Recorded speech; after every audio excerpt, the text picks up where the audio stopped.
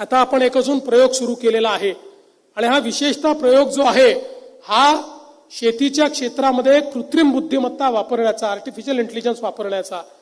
आज आर्टिफिशियल इंटेलिजन्सचा वापर जर केला तर आपण बघतोय की कृषीच्या क्षेत्रात आपण आपला उत्पादन खर्च हा 25 ते 30% कमी करू शकतो आणि उत्पादकता 25% 40% वाढवू शकतो.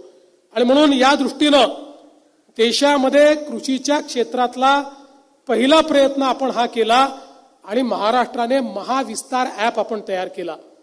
हा महाविस्तार ॲप जो आहे हा आर्टिफिशियल इंटेलिजन्सनी पावर्ड अशा प्रकारचा ॲप आहे की ज्या ॲपच्या माध्यमातून शेतकऱ्याला संपूर्ण जी पीक साखळी आहे त्या साखळीचं मार्गदर्शन हे त्या ठिकाणी या ॲपच्या माध्यमातून मिळू शकतं.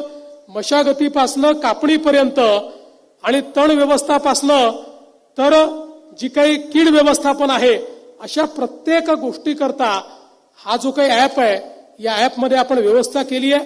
या प्रत्येक ॲपमध्ये शेतकऱ्याला त्याचा पर्सनल मित्र असा एक बॉट आपण दिलेला आहे की जो शेतकऱ्याच्या कुठल्याही प्रश्नाला उत्तर देतो. तो शेतकऱ्यांनी जो प्रश्न विचारला त्या प्रश्नाकरता त्याला उत्तर त्या ठिकाणी प्राप्त होतं. आणि एवढंच नाही तर आता आपण त्याची पुढची पायरी घेतलेली आहे की समजा लोकशाही मराठी ऐका, पहा, जागरूक रहा.